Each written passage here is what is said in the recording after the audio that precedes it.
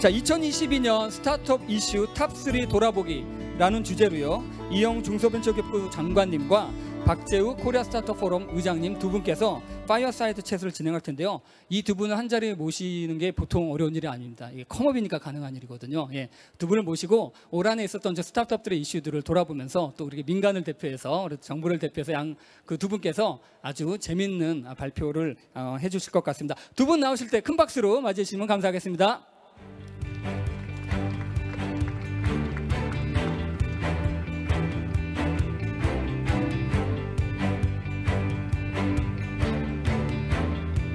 네, 그럼 저는 이제 마이크를 두 분께 넘겨드리고 퇴장하도록 하겠습니다. 예, 진행해 주십시오. 네, 안녕하세요. 저는 코리아 스타트업 포럼의 의장을 맡고 있고 또 소카의 대표이사를 맡고 있는 박재우라고 합니다. 반갑습니다. 네, 안녕하세요. 저는 중소벤처기업부의 장관을 맡고 있는 이영이라고 합니다. 반갑습니다.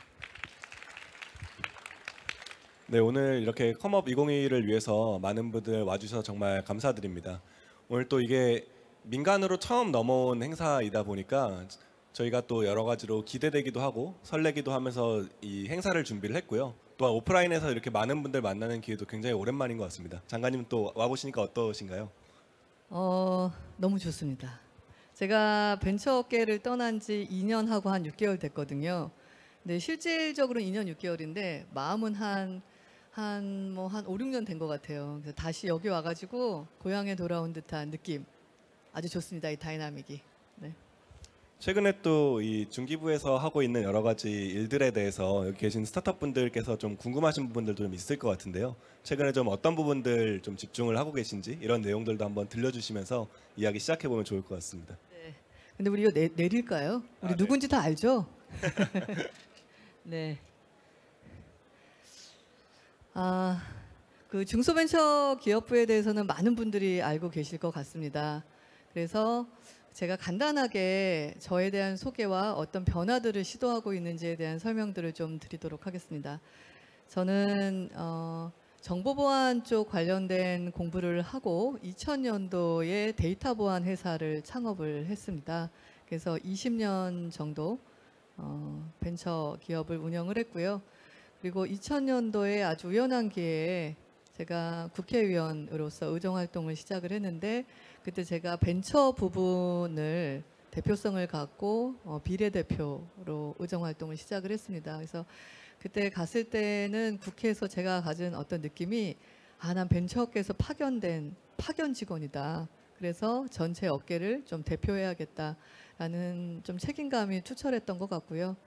또 장관직을 수행하다 보니까 처음에 임명을 딱 받았을 때 정말 굉장히 부담스러워서 한 100일 정도는 잠을 별로 잘 자본 적이 없는 것 같습니다. 근데 조금 마음이 편안하게 된 계기가 뭐냐면 20년 동안 현장에서 보고 듣고 느끼고 또 힘들었던 많은 것들에 대한 허들들을 하나씩 제거하는 일들을 일단 시작해야겠다라는 생각을 하고 있습니다. 그래서 중소벤처기업부는 여러분들이 아시다시피 굉장히 열심히 일하고 있는 부처 중에 하나이고 여러분 뒤에서 항상 여러분들에게 힘이 되고 여러분들의 미래를 함께 만들어가기 위해서 노력하고 있는 부처입니다. 제가 조인을 하면서 좀 방점을 찍고 있는 부분들은 뭐냐면 이 속도감과 내용과 방향성에 있어서 민간이랑 한 몸이 되면 좋겠다라는 것입니다. 그래서 프로그램들을 많이 좀 변화시키고 있고요. 정책적인 부분들도 민간과 함께 소통하려고 하고 있습니다. 기회가 된다면 구체적인 것들에 대해서는 좀 설명할 수 있는 기회들을 곳곳에서 만들고 싶습니다. 네, 오늘 저희가 갖고 있는 주제가 2022년도에 이제 스타트업 생태계를 돌아보면서 조금 핵심적으로 봐야 될 키워드에 대한 이야기를 좀 해보려고 합니다. 그래서 저희가 이제 스타트업 생태계에 대한 키워드 탑3라고 원래 얘기를 했었는데요. 오늘 아침에 이제 장관님이랑 이제 얘기를 하면서 서로 강조할 수 있을 만한 거 한 가지씩만 딱 2가지 각각 갖고 있는 생각들을 얘기를 해보자라고 좀 이야기를 나눴습니다. 그래서 먼저 이제 제가 장관님께서 생각하시는 올해의 중요한 키워드가 어떤 것인지를 좀 여쭤보고 그에 대한 이야기를 좀 나눠보도록 하겠습니다. 장관님은 올해 이제 어떤 키워드를 좀 중점적으로 보고 계신가요? 비단 올해만은 아니고요. 제가 장관으로 딱 임명이 됐을 때 스타트업 딱 하고 떠오르니까 두 개의 단어가 제 머릿속에 있었습니다. 하나가 규제, 개혁, 두 번째가 글로벌. 규제 개혁은 뭐 4차 산업혁명 본격화되고 있고 코로나를 관통하면서 비대면 디지털 경제로의 전환이 굉장히 가속화되고 있는데 우리가 갖고 있는 법이나 모든 체계들이 산업화 시대에 있던 것들입니다. 그래서 이렇게 도와주지는 못할 망정, 의도는 아니었지만 곳곳에서 달리는 것을 막고 있는 것들이 굉장히 많습니다. 그래서 그런 부분들에 대해서는 굉장히 좀 충돌이 발생하더라도 과감하게 푸는 쪽을 해야겠다라는 생각을 갖고 있고요. 또 하나 글로벌을 생각한 것은 뭐냐면 참 벤처 생태계가 굉장히 많이 좋아졌어요. 20년 동안 투자를 정부 주도로도 하고 또 민간에서 힘을 합쳐주시고 많은 분들이 생태계를 성숙시키기 위해서 노력했는데 그래서 지금 유니콘 기업이 23개나 되지 않습니까? 근데 우리는 글로벌에 대해서 아직도 목마른 것 같아요. 그러니까 우리나라에서만 점점 강자들이 생겨나고 있고 근데 좀 세계적인 기업들에 대한 부분은 다음 라운드에서 가져가야 될 미션 같다라는 느낌이 들었습니다. 그래서 우리가 뛰는 그 운동장을 넓혀야겠다. 그래서 저의 키워드는 규제 개혁 그리고 글로벌입니다. 의장님의 키워드는 뭡니까? 네, 저의 올해 키워드는 사실 이제 경제가 사실 되게 어려운 상태이기 때문에 이 스타트업들이 과거처럼 이제 투자받기가 좀 쉽지 않은 상황이 될 거라는 생각을 되게 많이 합니다. 그래서 이 투자에 대한 혹한기 그리고 이제 앞으로는 엑시시라고 소위 얘기하는 자금 회수 시장이 많이 얼어붙을 것이라고 예상이 되기 때문에 이렇게 새로운 패러다임이 오고 있는 시기에 어떻게 해야 스타트업들이 실제 생존하면서 다음을 기약할 수 있을지가 저는 굉장히 중요하다고 생각을 하거든요.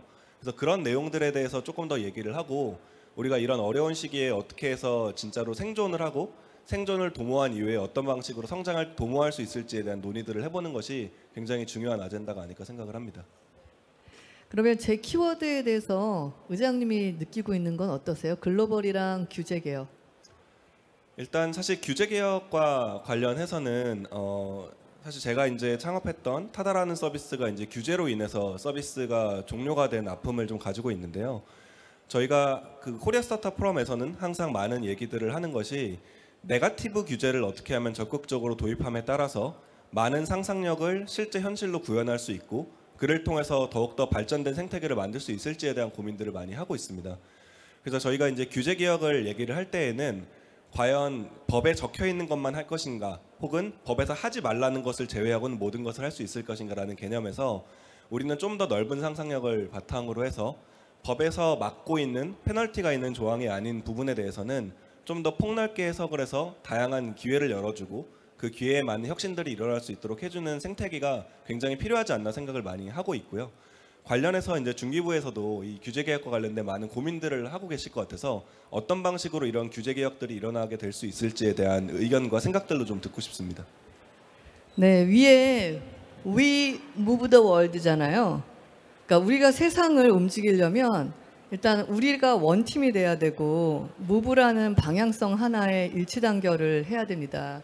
그래서 그 밑에 2022를 보면서 제가 어떤 생각을 했냐면 아까 즉흥적으로 이영이잖아요. 제가 이영이 지난 20년간 경험한 이야기들을 가지고 우리 생태계와 때로는 뭐 행정부처, 때로는 국회 이것을 이어야겠다라는 생각을 했어요.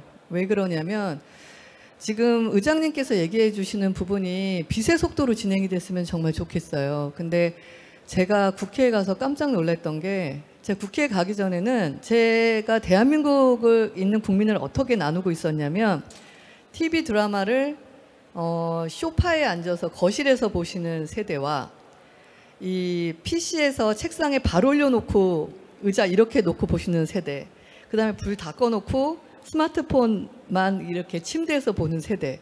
저는 대한민국 국민들을 이렇게 바라보고 있었거든요. 근데 국회에 갔더니 인생에서 가장 치명적인 사건을 6.25라고 기억하는 세대, 그리고 5.18 광주 민주화 항쟁으로 기억하는 세대, 그리고 세월호로 기억하는 세대에 따라서 모든 법과 규범과 제도를 나눠서 만들고 있는 걸 봤습니다. 그래서 우리가 생각하는 규제를 법 체제 안에 녹여서 우리가 원하는 속도감으로 가져가려고 그러면 지금 제가 말씀드린 예처럼 그 상대의 입장에서 보는 훈련들을 하지 않으면 되지 않을 거라는 생각을 갖고 있습니다. 그래서 중소벤처기업부에서 규제를 개혁하기 위해서 어떻게 했었냐면 아까 말씀드린 네거티브 규제가 필요하다 10년 넘게 얘기를 했었고요. 입법화도 해보고 많은 걸 해봤습니다. 근데 그 속도가 너무 더디니까 3년 전부터 규제자유특구라는 것을 만들었습니다. 올해까지 23개인데요. 우리나라의 어떤 땅 영역들을 23개로 나눴어요. 그리고 이 안에 들어와서 하고 있는 모든 실험들은, 모든 테스트들은 설령 합법적이지 않더라도 다 가능하게 그렇게 열어놨습니다. 한 예로 우리 비대면 의료가 아직도 불법인 거 아시죠? 어메이징하지 않습니까? 그래서 강원도에 가면 비대면 의료 관련된 것을 마음대로 하실 수가 있어요. 근데 이제 3년이 지나고 4년째가 되니까 제가 간담회 가면 어떤 얘기들을 하시냐면 장관님 저희 테스트 다 끝났고요. 제품도 다 나왔는데요. 한국에서 팔려고 하니까 불법이랍니다. 그래서 외국에 다행히 합법인 곳이 있어서 팔려고 갔더니 인증도 하나도 없고 그 실증 데이터를 다 해가지고 나온 마지막에 중소벤처기업부 장관 도장은 있는데 보건복지부 장관 도장이 없는 어떤 테스트 서류를 갖고도 팔 수가 없어요. 비대면 의료기기를. 그래서 바로 고쳤습니다. 지금 실행령 고치고 있거든요.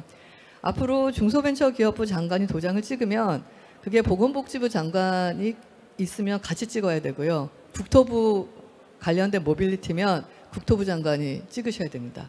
그래서 일단 국내 레퍼런스는 없지만 해외에 나가서 팔 수 있게 하는 조치들을 바로 실행을 했거든요. 이게 한 예인데 저는 물건을 팔아봤기 때문에 물건을 팔고 돈을 벌고 직원들에게 월급을 주고 다시 연구개발을 하는 시간의 텀이 우리가 제안을 하고 법을 만들고 뭐 시행령을 고치고 하는 것보다 더 빨라야 되거든요. 그래서 일단 중소벤처기업부에서 규제 관련해가지고 우리 안에 있는 자체만의 결정으로 할 수 있는 것들은 바로바로 할 수 있게 이런 식으로 지금 고쳐나가고 있고요.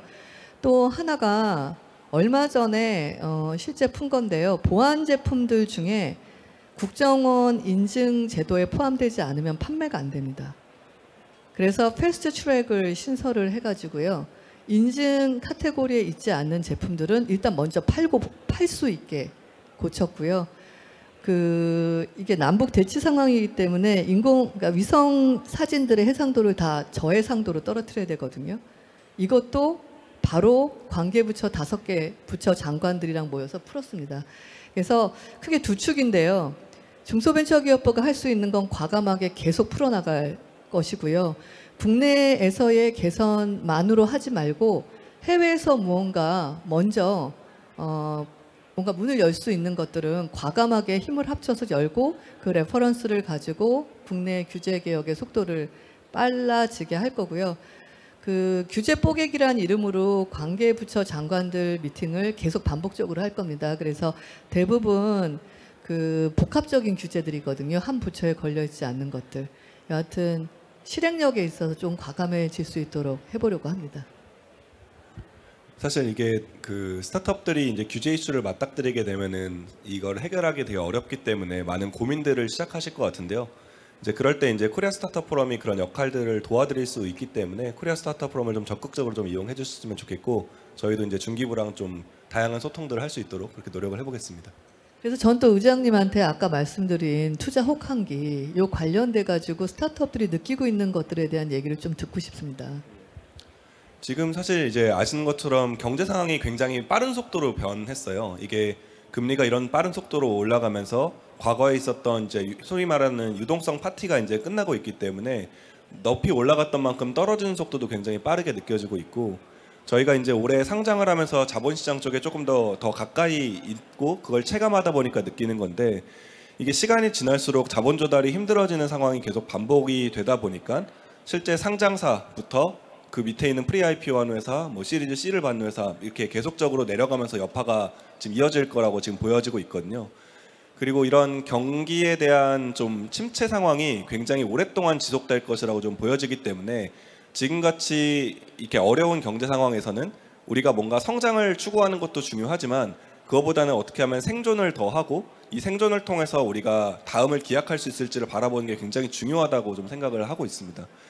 이게 과거에는 정말 어떤 비용을 써서라도 성장을 해라라는 것 자체가 스타트업의 약간 성공의 방정식 같은 것이었다고 하면은 향후에는 그보다는 어떻게 하면은 실질적으로 BM이 동작하게 만들어서 이 비즈니스 모델을 토대로 수익화를 할 수 있는지가 굉장히 중요한 시점으로 전체 시장의 패러다임과 뷰가 옮겨가고 있다고 좀 많이 느끼고 있어요.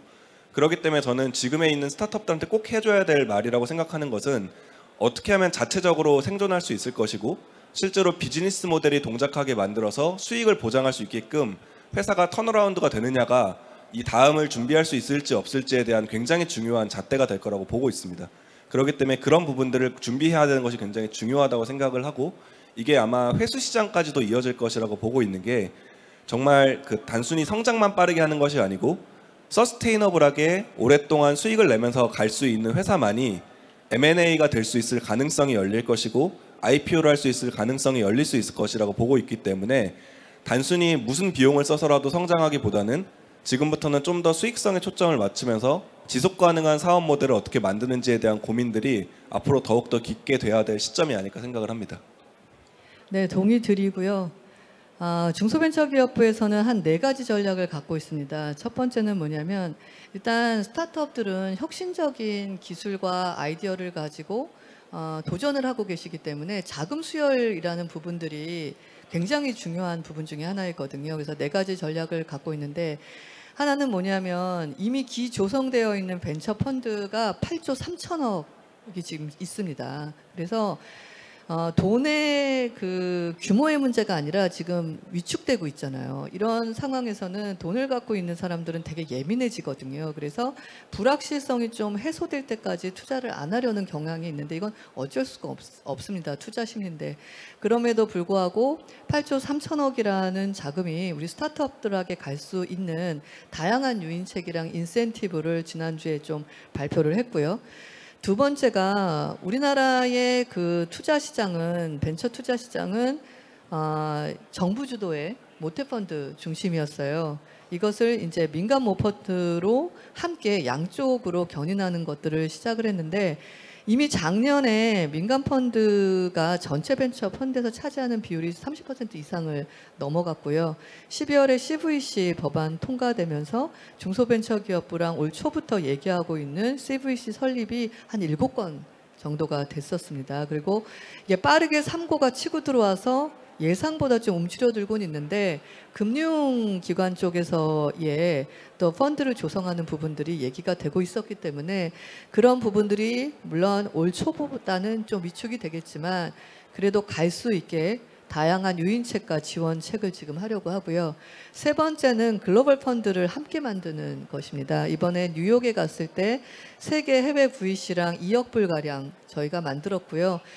행정적인 처리를 진행하고 있기 때문에 6개월 안에 펀드가 만들어집니다. 그리고 지금 경제 상황의 불확실성이 글로벌하게 다 있지만 실제 지금과 같은 대전환기에 성장성 있는 스타트업에다 투자해야 된다라는 그거에 대해서는 변함이 없어요. 그러니까 수적으로는 투자 자체가 줄겠지만 반드시 투자를 해야 된다라는 그 목적성에 대해서는 위축될 것 같지 않거든요. 그래서 해외 글로벌 기업들과의 조인트 펀드를 만드는 것들도 계속 진행을 할 것이고요. 마지막이 뭐냐면 아까 의장님께서 서바이벌에 대한 얘기를 하셨는데 매년 창업하시는 기업들 중에 실제 VC로부터 투자를 받는 기업이 한 2%밖에 안 됩니다.